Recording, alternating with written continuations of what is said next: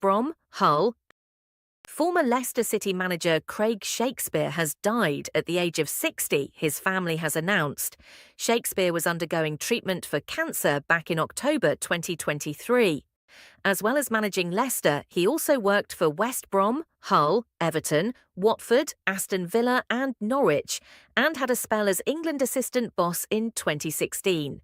A statement released on behalf of his family via the League Managers Association said Shakespeare passed away peacefully at home surrounded by his family. It added, "While the family are immensely proud of his footballing achievements as both a player and a coach, to us, his family, he will always primarily be a loving and loved husband, father, son, brother and uncle." The loss is devastating to us all, and we would ask that privacy be given at this incredibly difficult time as we try to come to terms with and mourn the loss of a very special person. The family would like to thank and acknowledge the many prayers and good wishes sent during the past few difficult months, many of which we were unable to respond to, but all meant a lot to Craig and the family. Shakespeare was Claudio Ranieri's assistant in 2015-16, when Leicester created one of football's greatest stories to win the Premier League. He replaced Ranieri as manager in February 2017, but, having been appointed permanently later in June on a 3-year contract, was sacked in October. Shakespeare's most recent role was another spell as Fox's assistant in April 2023 under Dean Smith, but he left after their relegation from the Premier League the following month. During his playing career as a midfielder, he featured for Walsall, Sheffield Wednesday, West Brom, Grimsby, Scunthorpe, Telford and Hednesford. Former Leicester boss Nigel Pearson, who worked with Shakespeare at 5 different clubs, said, "It's difficult to put into words how I, and indeed everyone who came across or worked with Craig, will feel on hearing such devastating news. He is without hesitation one of the most wonderfully talented, emotionally understanding, calm, balanced, and outrageously funny people I've had the privilege of calling my friend. Safe journey to the next destination, my wonderful friend. You are loved and admired by us all, and every time we think of you, a smile, smirk, chuckle, or memorable occasion will come to us. We truly are the lucky ones for having known Shaky." Shakespeare was England assistant boss for Sam Allardyce's one game in charge, a 1-0 win in Slovakia in September 2016. A social media message from the England national team account read, "We are devastated to learn that former Three Lions coach Craig Shakespeare has passed away at the age of 60. All of our thoughts are with Craig's family and friends at this time." A Fox's statement said Shakespeare leaves a legacy at Leicester City like few others. It added, "Though we mourn his loss, we are grateful to have shared such a special connection with a man whose passion and spirit will long resonate with all who had the pleasure of knowing him." Craig was not merely a staff member, but a cherished part of the Leicester City family. His warmth, kindness, and genuine interest in people endeared him to all.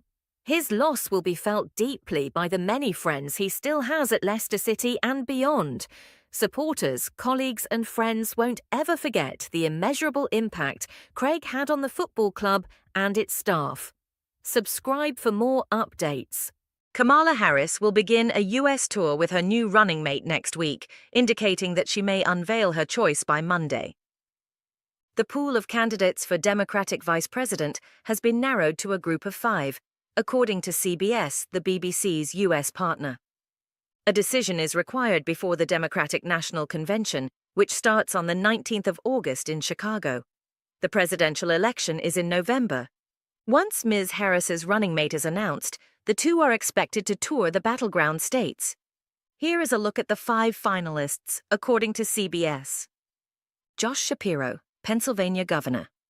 This charismatic and popular governor could help Ms. Harris capture Pennsylvania, a must-win for Democrats. Mr. Shapiro, 51, has seen high approval ratings since he was elected in 2022 and has made inroads for Democrats in a swing state that went to Trump in the 2016 election. He captured national headlines after quickly working to rebuild a collapsed bridge on a pivotal Philadelphia highway last year. The speedy repair was hailed by many as the perfect infrastructure talking point for a potential 2028 presidential candidate. He would be the first Jewish vice president if chosen by Ms. Harris, and the Democratic ticket proves victorious. Mr. Shapiro voiced strong support for Israel in the war in Gaza, and his criticism of student protests on school campuses in his state could be divisive in the Democratic Party and the race for office. Vulnerabilities. Public education advocates have pointed to Mr. Shapiro's support of private school vouchers in Pennsylvania, a Republican-backed proposal to send $100 million to families for private school tuition and school supplies, as a potential weakness of Mr. Shapiro's. In mid-July, a group of over 24 pro-public school groups sent a letter to Ms. Harris, in which they urged her to pick another candidate who is wholly committed to our nation's public education system. Mark Kelly, Arizona Senator. The swing state senator has an impressive resume that could appeal to voters on both sides of the aisle. The former Navy combat pilot and NASA astronaut has spent more than 50 days in space on multiple missions. But Mr. Kelly, 60, is newer to serving in Washington. He was sworn into office in December 2020. His wife is Gabby Giffords, who was shot in the head 2011 in Arizona while serving in the House of Representatives. Ms. Giffords has since become one of the leading voices on gun safety laws, and the couple's personal story could resonate with voters. Mr. Kelly's strong border stance and occasional criticisms of the Biden administration could help appeal to independent and conservative voters. If chosen, the party would need to fill his Senate vacancy in a key state. Vulnerabilities. Mr. Kelly has already come under some criticism for his role founding Worldview, a company specialized in high-altitude stratospheric balloons. The firm received early venture capital funding from Chinese tech giant Tencent, although the company says it has zero access, zero input, and zero control over it. Mr. Kelly stepped away from the company in 2019, although he still has a financial stake in it through a blind trust. Andy Beshear, Kentucky governor. The Democratic governor has been close to Ms. Harris for a long time.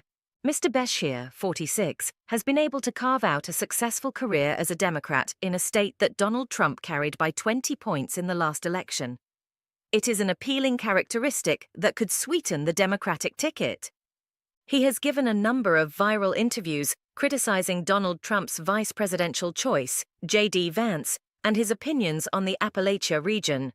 He ain't from here, Mr. Beshear has said of the freshman Ohio senator in interviews on CNN and MSNBC. He has called Mr. Vance a phony and fake for his descriptions of the region and its residents in his book, Hillbilly Elegy. This is a guy that used to come a couple weeks a summer, at best, to Kentucky, and then wrote a book claiming to know us, claiming to understand our culture, Mr. Beshear told the Des Moines Register. He called my people lazy, and these are the coal miners that built this country.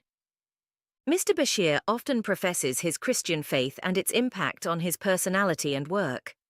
Monday, his plain-spoken and small-town Midwestern persona could appeal to independent and conservative voters. The 60-year-old led Minnesota through the 2020 protests over George Floyd's death in Minneapolis. He deployed the National Guard to help quell riots that broke out during the demonstrations. Mr. Walls served 20 years in the National Guard, taught high school, and also worked as an assistant football coach. Minnesota is arguably less of a swing state, but would be a valuable asset for Ms. Harris. Vulnerabilities. Mr. Walls's political foes have criticized his handling of the COVID-19 pandemic and the 2020 protests, with Minnesota GOP chairman David Hann recently telling Fox that he believes Mr. Walls was fearful of alienating his progressive base with a more forceful response. Pete Buttigieg, Transportation Secretary. Campaigning for the White House would not be new for Mr. Buttigieg. As mayor of South Bend, Indiana, he was a surprise favorite of liberal voters in his failed 2020 Democratic primary campaign. Since then, he has served as federal transportation secretary and has become arguably one of the White House's best communicators. His skill in interviews and before crowds has been on full display in recent weeks as Ms. Harris closes in on a running mate. On the television show Real Time with Bill Maher, he took multiple shots at Mr. Vance. Mr. Buttigieg said he knows a lot of people like Mr. Vance who would say whatever they needed to in order to get ahead. Mr. Buttigieg, 42, pointed out Mr. Vance's history of fiercely criticizing Trump and how he's now changed his tune to get power. He also managed a number of public crises in his role as secretary, helping to oversee the response to the East Palestine train derailment in Ohio, the Baltimore bridge collapse, and Southwest Airlines' scheduling crisis, being ineffective when addressing problems facing the U.S. aviation sector. Conservatives also assailed Mr. Buttigieg in 2021 for taking 2 months parental leave during a supply chain crisis. Share your opinions in comments. Subscribe to our channel for more updates. Thanks for watching.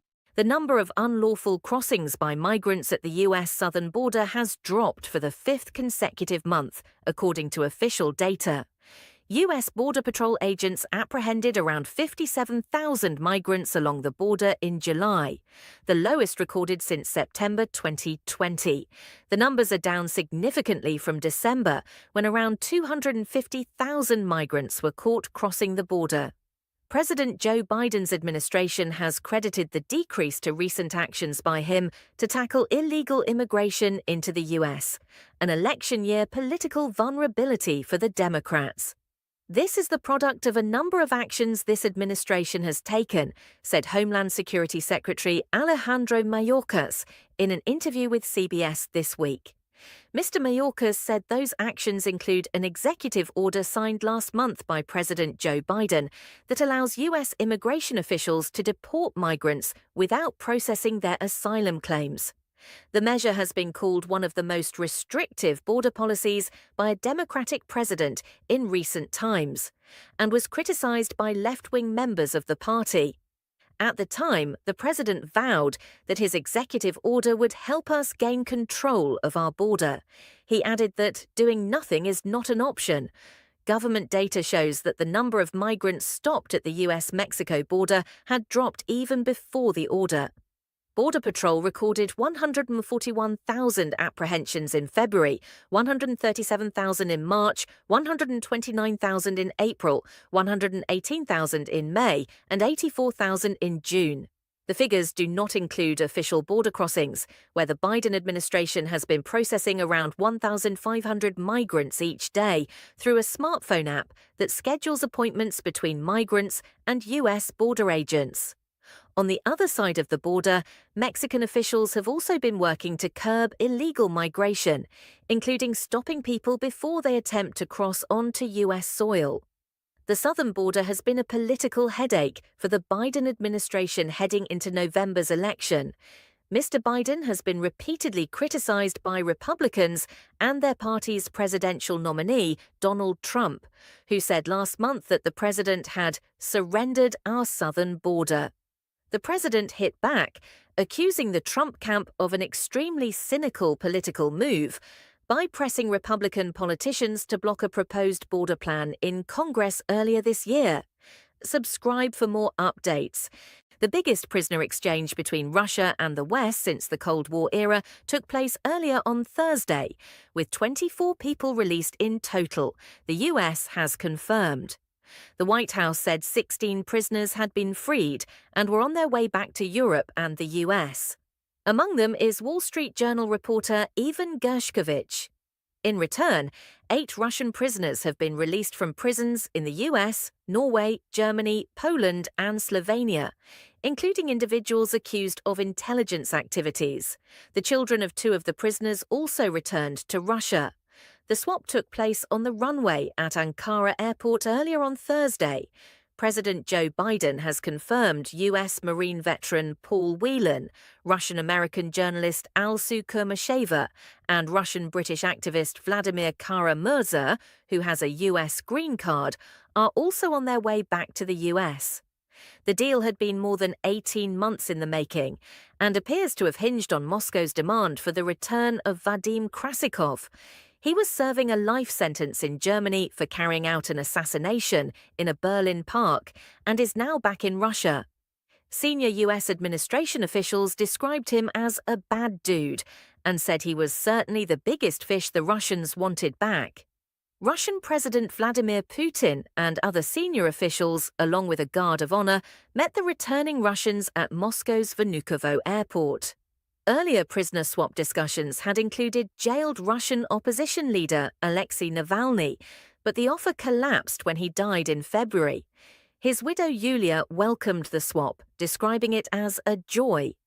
"Every released political prisoner is a huge victory and a reason to celebrate," she said in a post on X. "No one should be held hostage by Putin, subjected to torture, or left to die in his prisons." The view in the White House is that this deal is the most complex exchange in US and Russian history. Mr. Biden called it a feat of diplomacy, adding that many countries had joined difficult, complex negotiations at my request, and I personally thank them. He added that those released had been convicted in show trials and sentenced to long prison terms with absolutely no legitimate reason whatsoever. Mr. Biden joined relatives of the three Americans and Kara Mirza on a call from the Oval Office after the exchange was completed. UK Foreign Secretary David Lammy said he welcomed the releases, particularly of Kara Mirza and Whelan, who hold British citizenship. Meanwhile, the Kremlin said in a statement that 13 prisoners had been pardoned in order to secure the return of Russians held in prisons abroad. There was no explanation as to why the names of two of the released Germans, Patrick Schobel and Hermann Moises, were not included in the list of pardons. German citizen Rico Krieger, who was sentenced to death in Belarus before being pardoned by the country's leader Alexander Lukashenko earlier this week, has also been released. Others included in the deal are Russian political prisoners Ilya Yashin and Oleg Orlov. German Chancellor Olaf Scholz insisted the swap was the right decision, and if you had any doubts, you will lose them after talking to those who are now free. Many of the prisoners feared for their health and even their lives, he added, after meeting with some prisoners on their arrival at Cologne-Bonn airport. Earlier, the Turkish presidency said prisoners from both sides of the deal were taken off aircraft at Ankara airport, moved to secure locations under the supervision of Turkish security officials, and put on planes for their respective destination countries. It said 26 individuals were involved in the exchange. That figure included 2 children, who a US official confirmed returned to Russia with their parents, Artyom Doltsev and Anna Doltseva, a Russian couple convicted of spying in Slovenia who are part of the exchange.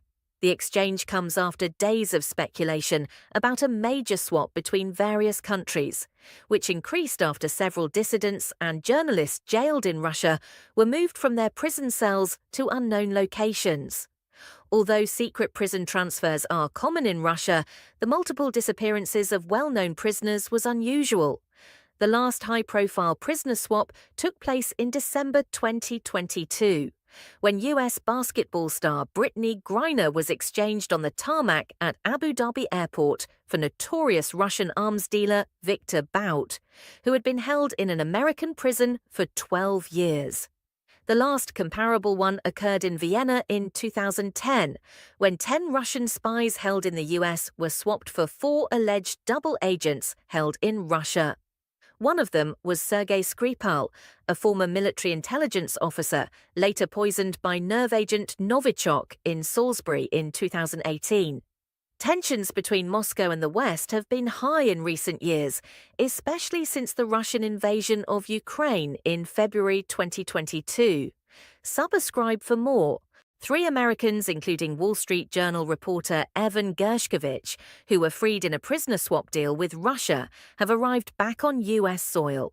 Mr. Gershkovich, 32, was one of 16 prisoners swapped for 8 Russian prisoners, in what has been described as the biggest exchange since the end of the Cold War between Russia and the West. The exchange at an airfield in Turkey also included the release of former US Marine Paul Whelan and Russian-American journalist Alsu Kurmasheva. After touching down at Joint Base Andrews in Maryland, Mr. Gershkovich, Ms. Kurmasheva and Mr. Whelan emerged from the jet to cheers from those on the tarmac. All three were greeted by US President Joe Biden and Vice President Kamala Harris before each embraced their families. They lingered on the tarmac for photographs and conversations before leaving the airbase within an hour, as did Mr. Biden and Ms. Harris's motorcades. Speaking ahead of their return, Mr. Biden welcomed their release and declared, "Their brutal ordeal is over." He praised the role played by America's allies, particularly Germany and Slovenia, and hailed the release of Mr. Whelan, Mr. Gershkovich, Ms. Kurmasheva, as well as leading Kremlin critic Vladimir Kara-Murza as a feat of diplomacy. The three released Americans will be transported to the Brooke Army Medical Center in Texas for a medical checkup. The deal had been more than 18 months in the making and appears to have hinged on Moscow's demand for the return of Vadim Krasikov, who was serving a life sentence in Germany for carrying out an assassination in a Berlin park. He is now back in Russia. In total, 24 people from prisons in 7 different countries were exchanged in Ankara, Turkey's presidency said. The prisoners were from the US, Germany, Poland, Slovenia, Norway, Russia, and Belarus, it said in a statement. 10 people, including 2 minors, were relocated to Russia, 13 prisoners to Germany, and 3 to the US, the statement added. In Russia, President Vladimir Putin personally greeted the released Russians with bouquets of flowers at Moscow's Vnukovo airport. He embraced them warmly on a red carpet and said they would be given state awards. Among those returned to Moscow, in addition to Krasikov, was a Russian couple, convicted of spying in Slovenia, who returned to Russia with their 2 children. Both NATO and the European Union welcomed the release, which it said was mediated by Turkey. German citizen Rico Krieger, who was sentenced to death in Belarus before being pardoned by the country's leader Alexander Lukashenko earlier this week, has also been released. Earlier prisoner swap discussions had included jailed Russian opposition leader Alexei Navalny, but the offer collapsed when he died in unclear circumstances in an Arctic penal colony in February. His widow Yulia Navalnaya welcomed the swap, describing it as a joy. The exchange comes after days of speculation about a major swap between various countries, which increased after several dissidents and journalists jailed in Russia were moved from their prison cells to unknown locations. Although secret prison transfers are common in Russia, the multiple disappearances of well-known prisoners was unusual. The last high-profile prisoner swap took place in December 2022, when US basketball star Brittany Griner was exchanged on the tarmac at Abu Dhabi Airport for notorious Russian arms dealer Viktor Bout, who had been held in an American prison for 12 years. The last comparable one occurred in Vienna in 2010, when 10 Russian spies held in the US were swapped for 4 alleged double agents held in Russia. One of them was Sergei Skripal, a former military intelligence officer, later poisoned by nerve agent Novichok in Salisbury in 2018. Tensions between Moscow and the West have been high in recent years, especially since the Russian invasion of Ukraine in February 2022. Subscribe for more updates. When a notorious Russian assassin and an American newspaper correspondent boarded separate planes in Turkey on Thursday, it marked the culmination of a secretive, dramatic prisoner swap deal between Russia and the West that was years in the making. The origins of this deal, which involved 24 prisoners, can be traced back to 2022. But behind-the-scenes negotiations between Russia, the US, and 4 European countries ramped up earlier this year before intensifying in recent weeks as a final agreement came into view for all sides. Those negotiations were at times feverish and testing. They also came as US-Russia tensions soared over the Ukraine war. It was the culmination of many rounds of complex, painstaking negotiations over many, many months. Jake Sullivan, the US National Security Advisor who played a critical role in the deal, said shortly after the exchange. Senior White House officials provided a detailed timeline of events in a call with reporters, including from the BBC's US partner CBS, on Thursday. They said the first hint that Moscow may have been open to a deal came in the autumn of 2022. the US and Russia had been negotiating the release of Brittany Griner, the American basketball star who was arrested for possessing cannabis oil and sent to a Russian penal colony. Griner was eventually released later that year in a high-profile swap for the notorious Russian arms dealer Viktor Bout. But during those conversations, the White House officials said Russia made clear it also wanted to secure the release of the hitman Vadim Krasikov, who was serving a life sentence in Germany for shooting dead a man in a busy Berlin park on the direct orders of the Kremlin. Mr. Sullivan told his German counterpart that Russia was angling for Krasikov's release and asked whether Berlin would consider freeing him in exchange for Alexei Navalny, the vocal anti-Putin campaigner and opposition leader who was being held in Russia. Germany, however, was reluctant to release a hitman who had committed such a brazen murder on its own soil. While Mr. Sullivan did not get a definitive answer from Berlin, the initial conversations in 2022, both between the US and Russia and the US and Germany, helped pave the way for the larger, more complex agreement struck in recent weeks that was completed on the sweltering runway of a Turkish airport. That's because both sides signaled, at least to some extent, what they wanted. Russia made clear it wanted Krasikov. And Washington did not just want Navalny, it also wanted Paul Whelan, an ex-Marine who was jailed on espionage charges in Russia in 2018. The early elements of a potential swap deal then began to take shape, but there was still a long way to go. In late March 2023, a 31-year-old Wall Street Journal reporter from New Jersey was arrested by Russian intelligence agents while on a reporting trip. His detention raised a chorus of condemnation from the US and its allies. A day later, President Biden instructed Mr. Sullivan to pull together a deal that would bring him and Mr. Whelan home. The US directly contacted Russia. Communication then began in earnest, White House officials said, and their respective foreign ministers spoke on the phone. But the conversation soon moved from these top diplomats to the secretive intelligence services, which the US was hesitant to do as Mr. Gershkovich was accused of spying, and Washington feared involving the CIA would only fuel those claims.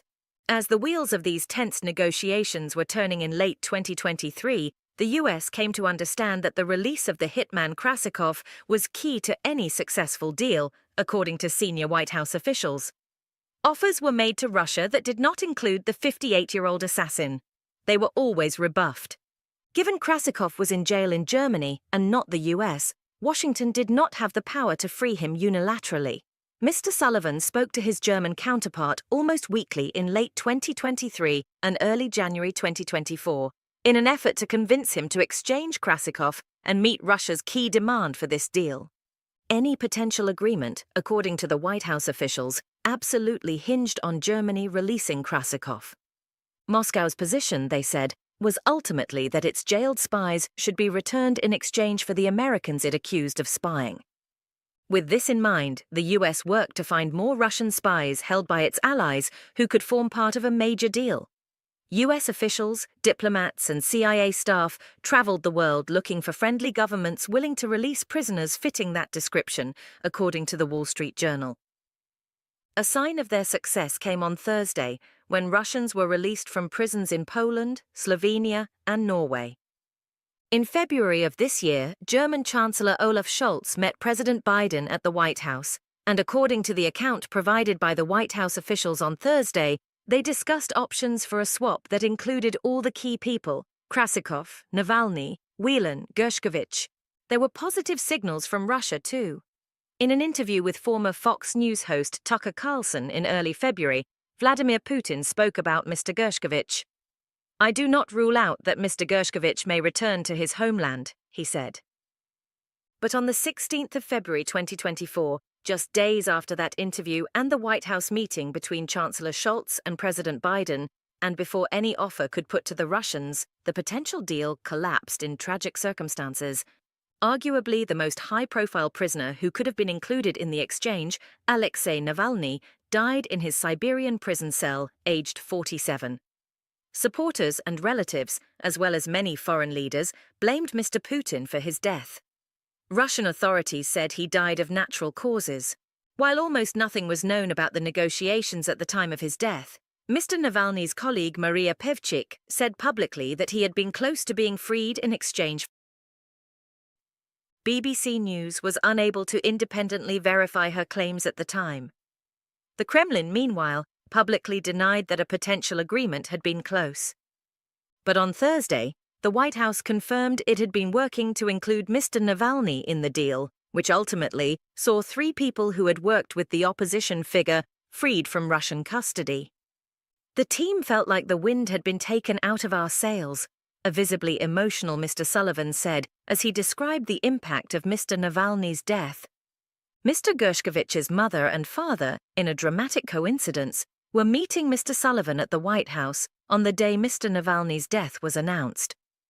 Recognizing the significance of the news and the risk it posed to these negotiations, he told them it was going to be a little bit more of a rocky path going forward. The potential deal had to be restructured and the US and Germany regrouped. Vice President Kamala Harris then held 2 important meetings to help keep a potential swap on track, a senior administration official told the BBC. She attended the Munich Security Conference in mid-February, where she stressed the importance of releasing Krasikov to Chancellor Scholz. She also met the Prime Minister of Slovenia, where 2 Russian prisoners identified by the US as being of a high priority to Moscow were being held. They were both released on Thursday. Then in the spring, the new deal, which no longer included Mr. Navalny, took shape in the White House. And in June, Berlin agreed to exchange Krasikov. "For you, I will do this," Mr. Scholz told President Biden, according to Mr. Sullivan. The deal was submitted to Russia. Moscow responded several weeks ago in mid-July, accepting the terms of the agreement and the release of those on the list held in Russian jails. But as the negotiations were reaching their final stages, domestic politics intruded, with Mr. Biden coming under immense pressure from within his own Democratic Party to end his bid for re-election in November after a poor debate performance. According to Mr. Sullivan, barely an hour before Mr. Biden announced on 21 July he would not seek re-election, he was on a call with his Slovenian counterpart finalizing the prisoner swap.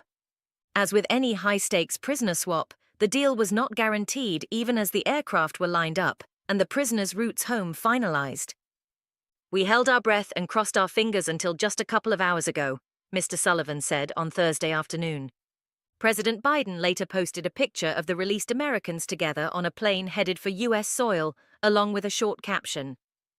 "They are safe, free, and have begun their journeys back into the arms of their families." Share your thoughts in comments. Subscribe to our channel for more updates. Donald Trump has questioned Kamala Harris's racial identity during a heated exchange at a convention for black journalists. Trump falsely claimed the vice president and presumptive Democratic nominee had not emphasized her Asian American heritage until recently when he claimed she became a black person. "I didn't know she was black until a number of years ago when she happened to turn black and now she wants to be known as black," he said at the National Association of Black Journalists convention in Chicago on Wednesday. "So I don't know, is she Indian or is she black?" Ms. Harris said Trump's remarks were the same old show of divisiveness and disrespect. "The American people deserve better," she told a meeting of the historically black sorority Sigma Gamma Rho in Houston. "We deserve a leader who understands that our differences do not divide us. They are an essential source of our strength." Ms. Harris is the first black and Asian American vice president with Indian and Jamaican-born parents. She attended Howard University, a historically black university, and joined the predominantly black Alpha Kappa Alpha sorority.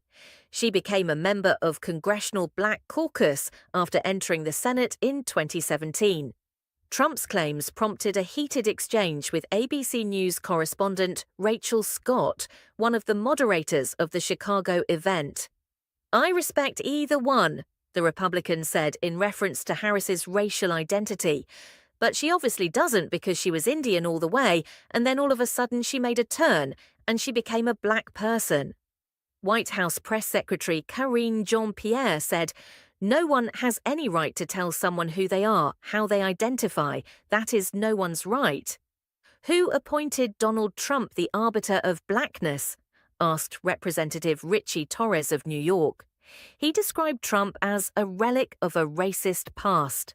The Republican nominee and former president has a history of attacking his opponents on the basis of race. He falsely accused Barack Obama, the country's first black president, of not being born in the US. Trump attacked the former UN ambassador and his Republican primary opponent Nikki Haley by falsely claiming she could not be president because her parents were not US citizens when she was born. Ms. Harris has faced a series of attacks since becoming the presumptive Democratic nominee. Republicans have criticized the decision, saying she was chosen only because of her race. Tim Burchett, a Republican congressman from Tennessee, called her a DEI vice president, a reference to diversity, equity, and inclusion programs. On Wednesday, Scott pushed Trump to clarify whether he believed Ms. Harris was a DEI hire. He replied, "I really don't know. Could be." Ms. Harris has described growing up engaged with her Indian heritage and often visited the country. Her mother also immersed her two daughters in the black culture of Oakland, California, where she was raised, she said. Trump also attacked Ms. Harris's credentials during the discussion, saying she had failed her bar exam early in her legal career.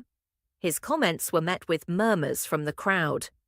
"I'm just giving you the facts. She didn't pass her bar exam, and she didn't think she would pass it, and she didn't think she was going to ever pass it, and I don't know what happened. Maybe she passed it," he said. Ms. Harris graduated from the University of California Hastings College of Law in 1989. The New York Times reported that she failed her first attempt and passed at the second. The State Bar of California says less than half of those who sit the test pass on the first attempt.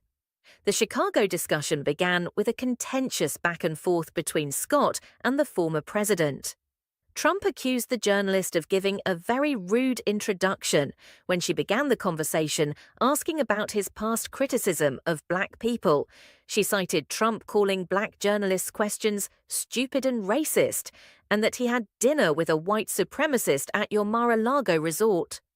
"I love the black population of this country. I've done so much for the black population of this country," he responded.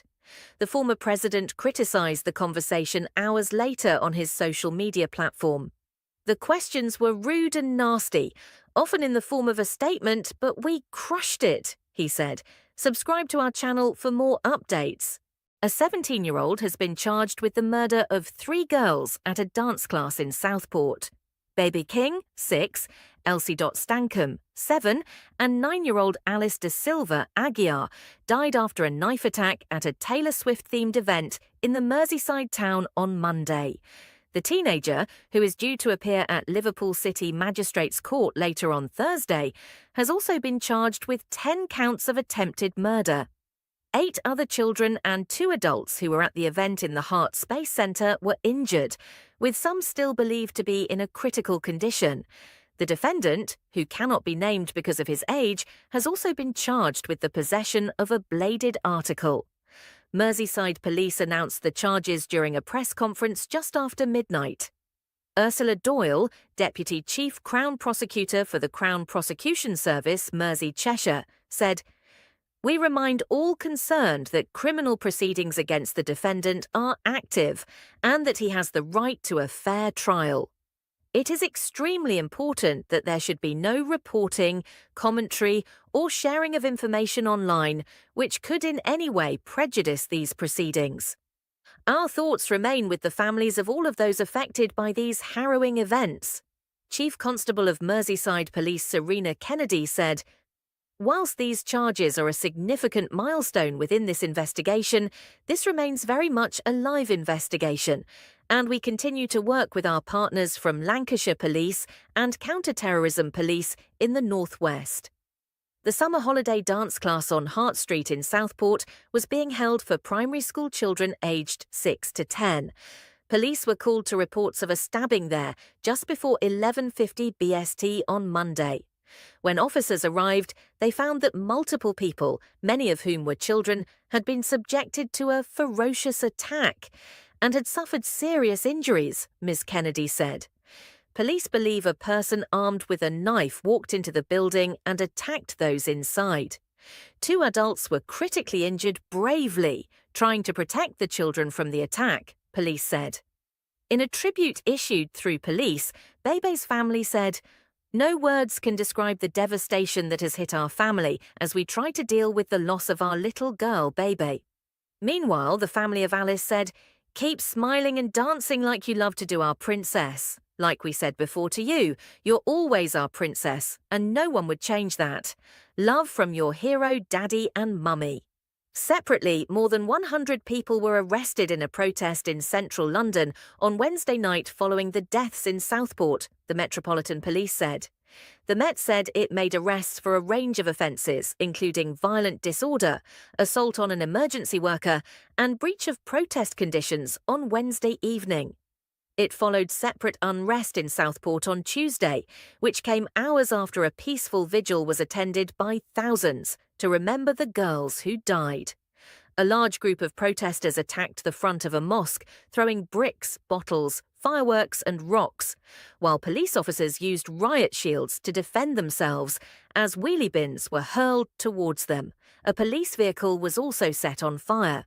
Merseyside police said more than 50 police officers were hurt in a sustained and vicious attack.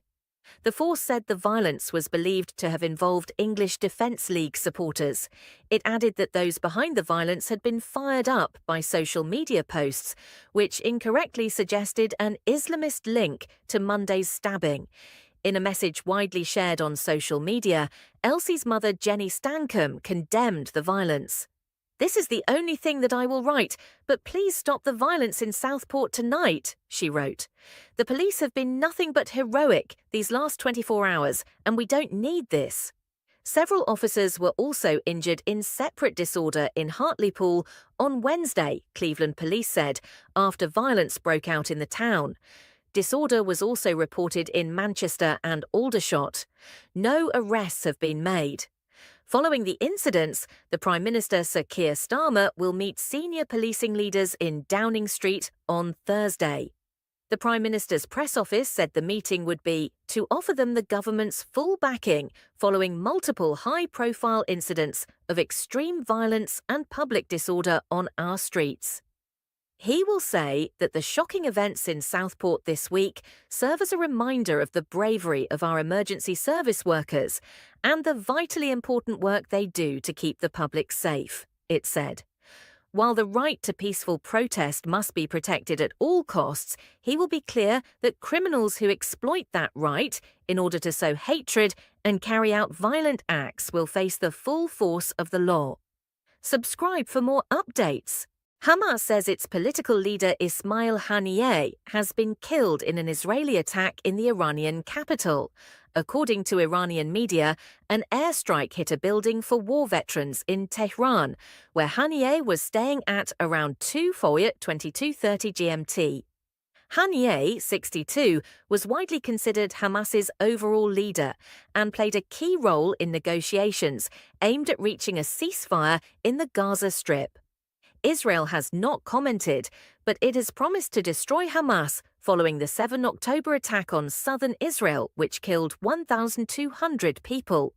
On Wednesday, the Israeli government's press office posted a photo of Haniyeh on social media captioned with the word "eliminated," which it has subsequently deleted. According to Hamas, Haniyeh was in Tehran to take part in the inauguration ceremony of the new Iranian President Masoud Pezeshkian, who was sworn in on Tuesday. His death could now delay efforts to bring about a ceasefire in Gaza, as he was a critical interlocutor in the negotiations brokered by Qatar, the US, and Egypt. Several countries, including Iraq, Turkey, Russia, and Qatar, have condemned the attack. US Secretary of State Antony Blinken said the assassination was something we were not aware of or involved in. Hamas's armed wing said Haniyeh's death would take the battle to new dimensions and have major repercussions. Iran's leader Ayatollah Khamenei has vowed harsh punishment against Israel and has declared 3 days of national mourning. Haniyeh's death comes just hours after Israel claimed it killed the top military commander of Hezbollah, a Lebanon-based group also backed by Iran. Israel said it killed Fuad Shukr in an airstrike. in retaliation for a rocket attack in the Israeli-occupied Golan Heights at the weekend.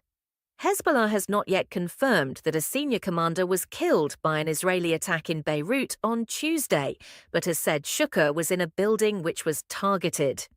Since the incident, the civil defense teams have been working to lift the rubble steadily but slowly due to the situation of the destroyed classes, and we are still waiting for the result, a statement released by the group on Wednesday said. Israel's defense minister Yoav Gallant said the country was not seeking to escalate with Hezbollah, but was prepared to handle all scenarios. Haniyeh was a prominent member of Hamas in the late 1980s and was imprisoned by Israel for 3 years in 1989 as it cracked down on the first Palestinian uprising. He was then exiled in 1992 to a no-man's land between Israel and Lebanon, along with a number of Hamas leaders. Haniyeh was appointed Palestinian Prime Minister in 2006 by President Mahmoud Abbas after Hamas won the most seats in national elections, but he was dismissed a year later after the group ousted Mr. Abbas' Fatah Party from the Gaza Strip in a week of deadly violence. Haniyeh rejected his sacking as unconstitutional, stressing that his government would not abandon its national responsibilities towards the Palestinian people and continued to rule in Gaza. He was elected head of Hamas's political bureau in 2017. In 2018, the U.S. Department of State designated Haniyeh a terrorist. He had lived in Qatar for the past several years. His official funeral will be held on Thursday in Tehran, with the burial taking place on Friday in Doha, Qatar, according to a senior Hamas official. Following Hamas's attack on 7th of October, which killed 1,200 people, Israel responded with an ongoing military operation in the Gaza Strip, which has killed at least 39,445 people, according to the Hamas-run health ministry. Subscribe for more updates. 3 of the men accused of plotting the 11th of September 2001 attacks on the U.S. have entered into a pre-trial agreement, the Department of Defense says. Khalid Sheikh Mohammed, Walid Mohammed Salih Mubarak bin Atash, and Mustafa Ahmed Adam al-Hawsawi have been held at the U.S. Navy base at Guantanamo Bay, Cuba, for years without going to trial. Details of the deal have not been announced, but U.S. news outlets say the men will plead guilty in exchange for the prosecution agreeing not to seek the death penalty. Nearly 3,000 people in New York, Virginia, and Pennsylvania were killed in the attacks, which sparked the War on Terror and the invasions of Afghanistan and Iraq. Brett Eagleson, the president of 9/11's Justice, an organization that represents 9/11 survivors and relatives of victims, said in a statement provided to the BBC that the families are deeply troubled by these plea deals. He said the process lacked transparency and urged the authorities to pursue more information on the role of Saudi Arabia in the attacks. Terry Strada, who lost her husband Tom, told the BBC's Today programme, "It was a gut punch to hear that there was a plea deal today that was giving the detainees in Guantanamo Bay what they want." Ms. Strada, the national chair of the campaign group 9/11's Families United, added, "This is a victory for Khalid Sheikh Mohammed and the other 2. It's a victory for them," she said. The 9/11's attacks were the deadliest assault on U.S. soil since the 1941 Japanese attack on Pearl Harbor, Hawaii, where 2,400 people were killed. The plea deal was first announced in a letter sent by prosecutors to the families of victims, according to the New York Times. It said the plea before a military court could come as early as next week. In its announcement, the U.S. Defense Department said the specific terms and conditions of the pre-trial agreements are not available to the public at this time.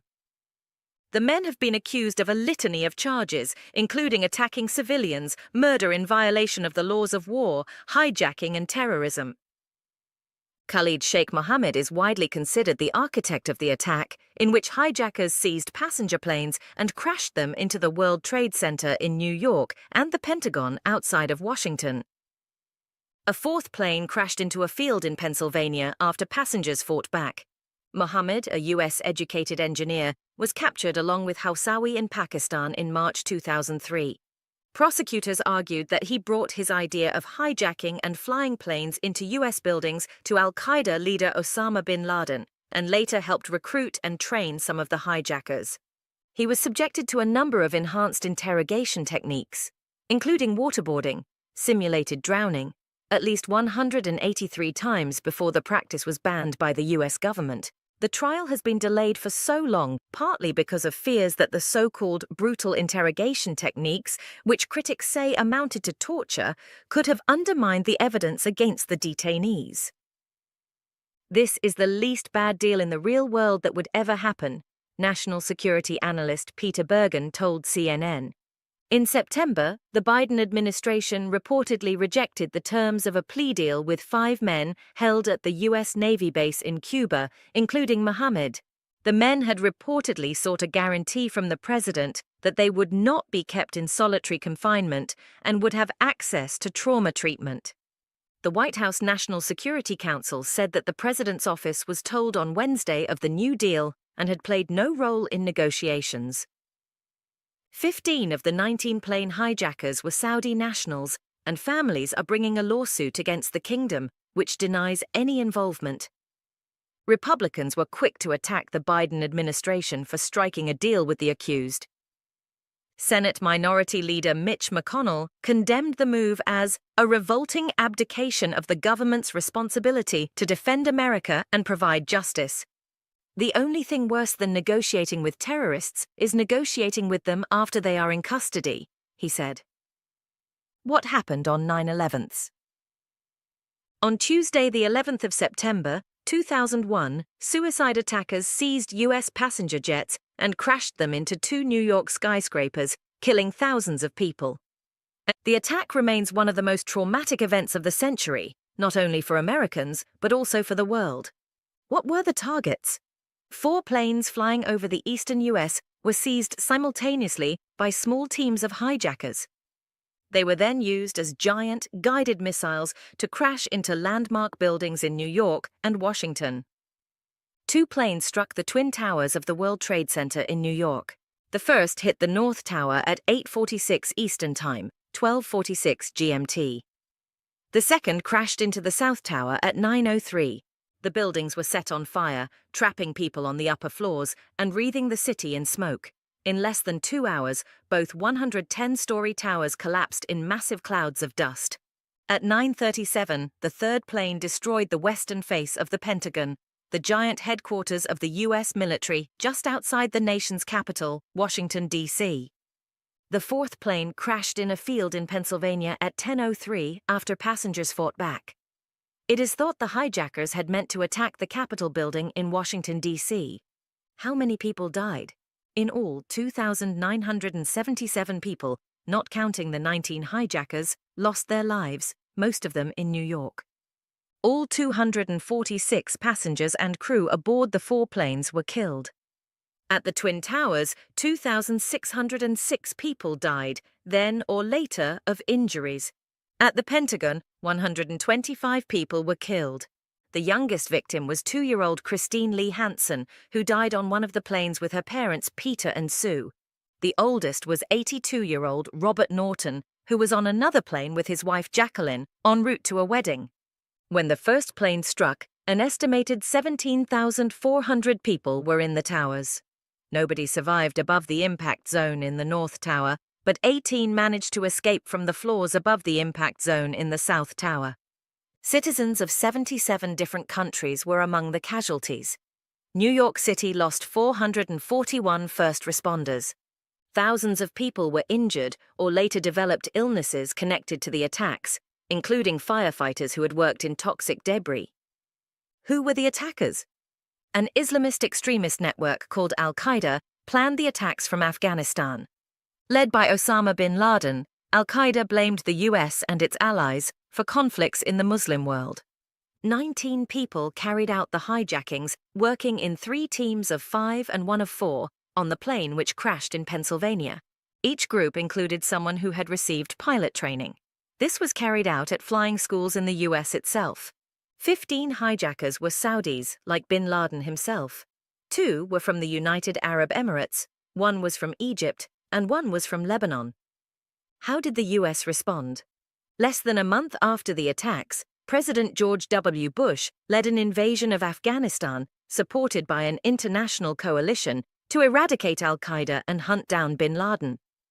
However, it was not until 2011 that US troops finally located and killed bin Laden in neighboring Pakistan. The alleged planner of the 9/11 attacks, Khalid Sheikh Mohammed, was arrested in Pakistan in 2003. He has been held in US custody at Guantanamo Bay since then and is still awaiting trial. Al-Qaeda still exists. It is strongest in sub-Saharan Africa, but even now has members inside Afghanistan. US troops left Afghanistan this year after nearly 20 years, stoking fears from many that the Islamist network could make a comeback. The legacy of 9/11s. Flight safety was tightened around the world in the years following 9/11s. In the US, the Transportation Security Administration was created to beef up security at airports and on planes. It took more than 8 months to clean up Ground Zero, the site of the fallen Twin Towers. A memorial and a museum now stands on the site, and buildings have risen up again to a different design.